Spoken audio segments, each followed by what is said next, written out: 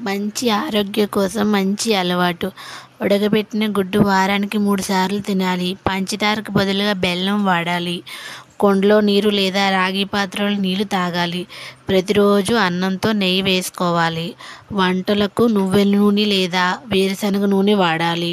నువ్వుల ఉండలు, పప్పు ఉండలు, సున్నుండలు తినాలి. ప్రతిరోజు కనీసం అరగంట సేపైనా మెడిటేషన్ చేయాలి.